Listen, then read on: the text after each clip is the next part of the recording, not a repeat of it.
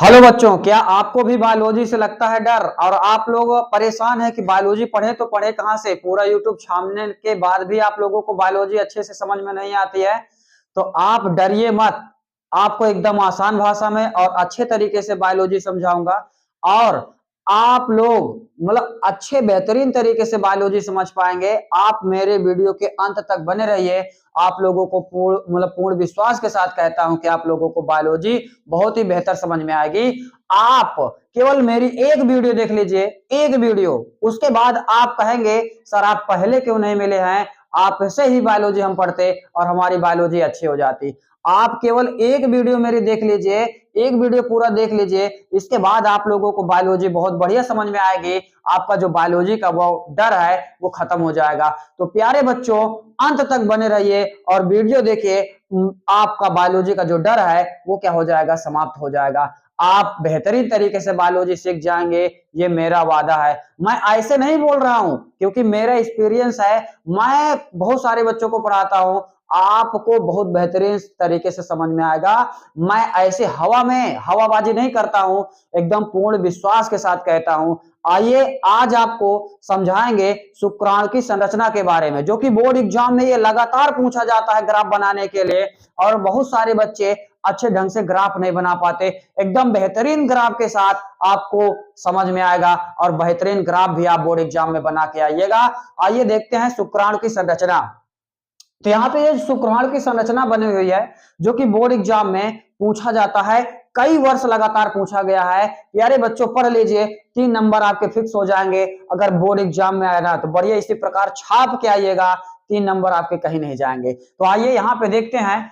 तो यहाँ पे क्या है, शुक्राणु की संरचना। तो शुक्राणु क्या होता है, शुक्राणु के 3 मुख्य भाग होते हैं। शुक्राणु के क्या होते हैं, 3 मुख्य भाग होते हैं। इसका एक अगला ऊपर वाला भाग क्या होता है, शीर्ष होता है। बीच में मतलब यहाँ पे क्या होता है, मध्य भाग होता है और फिर क्या होता है, पूंछ होती है। तो भैया शुक्राणु के मुख्य 3 भाग होते हैं, लेकिन यहाँ पे हम आपको दिखाए हैं 4 भाग।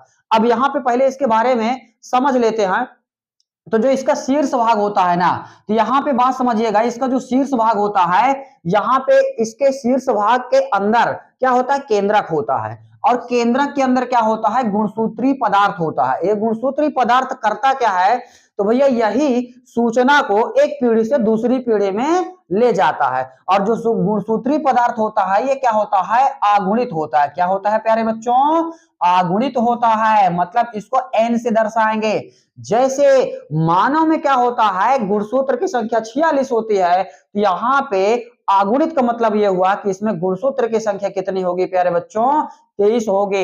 यहाँ पे जो गुणसूत्री पदार्थ होता है वो क्या होता है, आगुणित होता है। और यहाँ पे देखिएगा जो इसका अग्रपिंड है, अग्रपिंड में क्या होता है, एक एंजाइम होता है। जिस एंजाइम का नाम क्या है, तो हाइलुरोनिडेज एंजाइम। इस एंजाइम का कार्य क्या होता है, जब शुक्राणु मतलब जब शुक्राणु क्या होता है, अंडाणु के अंदर पहुंचेगा, मतलब अंडाणु के पास पहुंचता है। तो भैया शुक्राणु जब अंडाणु के पास पहुंचता है, ये जब शुक्राणु अंडाणु के पास पहुंचता है तो जो इसके अग्रपिंड में एंजाइम, ये एंजाइम है, ये शुक्राणु क्या करता है, अंडा जो अंडाणु होता है ना उसकी भित्ति को क्या करता है, नष्ट करता है। जब भित्ति को नष्ट करेगा तो शुक्राणु इसमें प्रवेश कर जाएगा। जब शुक्राणु इसमें प्रवेश कर जाएगा तो इसका शीर्ष होता है भैया विघटित, और जो गुणसूत्री पदार्थ होता है वो अंडाणु के अंदर मिल जाएगा। यह प्रक्रिया निषेचन कहलाती है। अब यहाँ पे बात समझ लीजिए, शीर्ष के बारे में थोड़ा सा पॉइंट लिखे हैं, देख लीजिए। अब यहाँ पे देखिए इसका शीर्ष अंडाकार होता है। शीर्ष तथा अगले नुकीले भाग पर, शीर्ष तथा अगले नुकीले भाग पर एंजाइम वाली टोपी नुमा झिल्ली होती है। और इसके शीर्ष पे क्या होता है, केंद्रक होता है। केंद्रक के में क्या होता है, गुणसूत्री पदार्थ होता है। तो इतनी बात आप लोग समझ गए होंगे। अगर पेपर में आएगा ना तो प्यारे बच्चे फोड़ के आएंगे आप लोग, और ये कई बार पूछा गया है। आप विश्वास करिए, आप एकदम बढ़िया तरीके समझ में आ जाएगा। आप लोग पूरा यूट्यूब छान के आए होंगे लेकिन इतना बढ़िया ग्राफ आपको नहीं मिला होगा, इसलिए वीडियो के अंत तक बने रहिए, आप लोगों को बहुत बढ़िया समझ में आएगा। कोई संघर्ष ना कोई संघर्ष ना कोई तकलीफ, ना कोई संघर्ष ना कोई तकलीफ, तो खाक मजा है जीने में, तो खाक मजा है जीने में।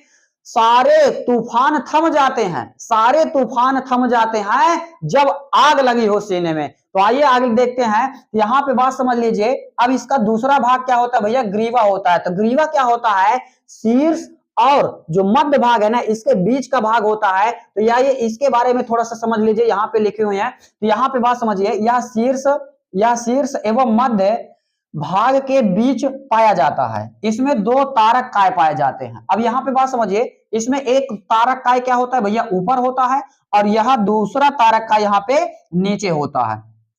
और यही तारक काय क्या होता है, पतला हो जाता है और पूरे यहाँ पे पूंछ में फैल जाता है। तो भैया इसी को हम लोग क्या कहते हैं, अक्षीय तंतु कहते हैं। क्या कहते हैं, अक्षीय तंतु कहते हैं। अब यहाँ पे बात समझिए, इसका भैया जो मध्य भाग है, तो यहाँ पे बात समझिए मध्य भाग क्या होता है। तो यहाँ पे बात समझ लीजिए, मध्य भाग में क्या होता है, ढेर सारी माइट्रोकांडिया पाई जाती है। अब भैया मध्य भाग में ढेर सारी माइट्रोकांडिया पाई जाती है, तो माइट्रोकांडिया का कार्य क्या होता है, तो माइट्रोकांडिया मतलब इसको गति करने के लिए, मतलब तैरने के लिए ऊर्जा प्रदान करती हैं। तो भैया इसको ऊर्जा कहां से मिलती है, तो माइट्रोकांडिया से मिलती है। इसलिए मध्य भाग को हम लोग क्या कहते हैं, शक्ति गृह भी कहते हैं। मध्य भाग को क्या कहते हैं, शक्ति गृह कहते हैं। आइए देख लेते हैं मध्य भाग में जो मेन पॉइंट आप लिख क्या सकते हैं। तो इसमें मतलब मध्य भाग में इसमें अनेक माइट्रोकांडिया पाई जाती है जो शुक्राणु को गतिशीलता के लिए ऊर्जा उत्पन्न करते हैं। इसे शक्ति गृह कहते हैं। तो इसे भैया क्या कहते हैं, शक्ति गृह कहते हैं। फिर इसके बाद भैया क्या होता है, ये इसमें लास्ट में आप लोग देखिएगा एक लंबा सा पतला सा पूंछ होती है। भैया इसमें क्या होती है, पूंछ होती है। पूंछ का कार्य क्या होता है, शुक्राणु को गति करने के लिए, मतलब शुक्राणु किससे गमन करते हैं, गति करते हैं, तो पूंछ की सहायता से गति करते हैं। अब यहाँ पे बात समझिए, तो यहाँ पे जो पूंछ है यह शुक्राणु का सबसे लंबा एवं पतला धागे नुमा भाग होता है। पूंछ की सहायता से ही शुक्राणु गति करता है। भैया पूंछ की सहायता से ही क्या करता है, शुक्राणु गति करता है। और एक बात और याद रखिएगा, अगर आपसे क्वेश्चन पूछ लिया जाए शुक्राणु का निर्माण कहाँ होता है, तो शुक्राणु का निर्माण भैया कहाँ होता है, तो विषण में होता है। कहाँ होता है, विषण में होता है। कहाँ बताएंगे, विषण में होता है।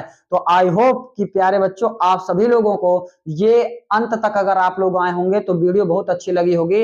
अगर आपको वीडियो अच्छी लगी है और ये आप चाहते हैं कि हमारी तैयारी बेहतरीन हो, तो हमारे पेज को कर लीजिए भैया सब्सक्राइब, जिससे जो मोस्ट इंपॉर्टेंट बोर्ड एग्जाम में जो कई वर्ष हर वर्ष लगातार पूछे जाते हैं, उन सभी वीडियो को मैं लेकर के आऊंगा, जिससे आप अपने बोर्ड एग्जाम में अच्छा स्कोर ला सकते हैं। और आप अपने दोस्तों को भी शेयर कर दीजिए। और अगर आपको अच्छा लगा है तो एक प्यारा सा कमेंट कर दीजिए। और इसी से हमें मोटिवेशन मिलता है, जब आप लोगों को कमेंट हम लोग पढ़ते हैं और अच्छा मोटिवेशन मिलता है, तो हम इसलिए आप लोगों के लिए मेहनत कर रहे हैं। आप जब लग करके तैयारी कर देंगे तो भैया नंबर लाना फिर कोई बड़ी बात नहीं, बस आपके अंदर जुनून होना चाहिए। जब आप अपने अंदर जुनून जगा लेंगे ना, तो फिर कोई बड़ी बात नहीं है। आपका भाई आपके साथ है, आप घबराइए नहीं। बहुत बहुत धन्यवाद।